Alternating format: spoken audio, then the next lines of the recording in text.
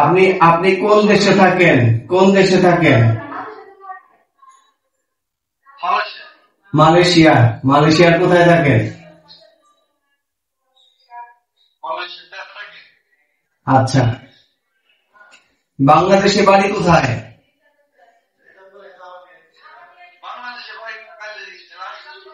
ঘাটাইলে। ঘাটাইলে টাঙ্গাইল থানায়। আচ্ছা, কোন গ্রামে? কোন গ্রামে? কোন গ্রামে? না, টাঙ্গাইলে কোথায় বাসা?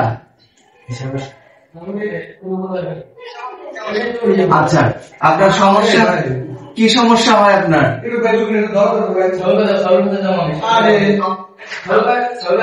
কি সমস্যা হয়? টনসিলের সমস্যা।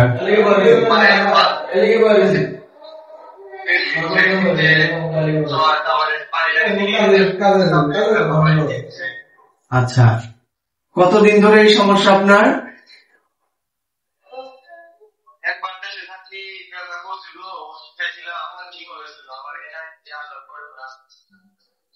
মাঝে মাঝে কি মাঝে মাঝে জ্বর হয়, গলা ব্যথা হয়?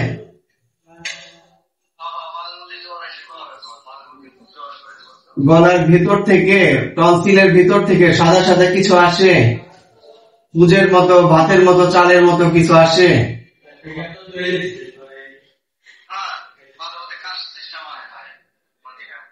না, যদি কাশি দেন বা যদি হাত দিয়ে চাপ দেন, তাহলে কি ভাতের মতো কিছু আসে?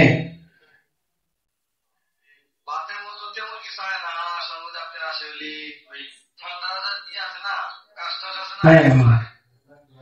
আচ্ছা, আর আর কোন সমস্যা? গলায় আর কোন সমস্যা? এদিক দিয়ে কোনো ফোলা আছে?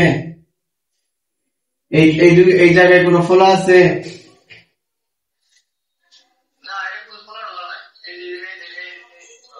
এই সমস্যা কি আপনার ছোটবেলা থেকেই? এই সমস্যা ছোটবেলা থেকেই?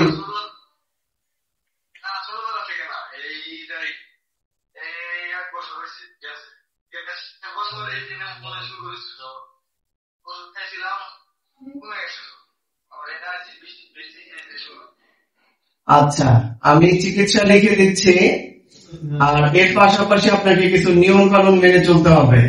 প্রথমত হলো, কোনো ঠান্ডা খাবার খাওয়া যাবে না। ফ্রিজ থেকে বের করে সাথে সাথে কোনো খাবার খাওয়া যাবে না, ঠিক আছে? যত গরমই লাগুক আর যাই হোক, ফ্রিজ থেকে বের করে সাথে সাথে কোনো ঠান্ডা খাবার খাওয়া যাবে না। আপনি যেখানে কাজ করেন সেখানে কি এসি আছে? আচ্ছা, এই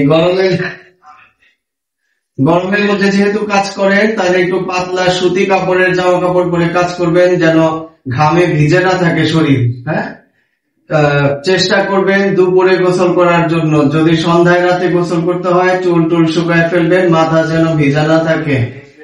আর ফ্যানের নিচে ঘুমানোর সময় সরাসরি ফ্যানের নিচে ঘুমাবেন না। যদি টেবিল ফ্যান ব্যবহার করেন, টেবিল ফ্যানটা সাইড থেকে দিবেন, সরাসরি নাকে মুখে বাতাস লাগে এরকম ভাবে টেবিল ফ্যান সেট করবেন না।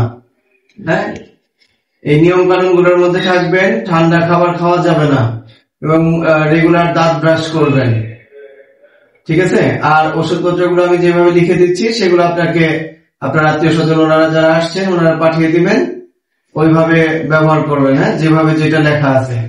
আর কোন সমস্যা আছে আপনার? এটাই সমস্যা। আচ্ছা, আর দেশে দেশে যখন যখন ছুটিতে দেশে আসবেন, তখন একবার এসে দেখা যাবেন।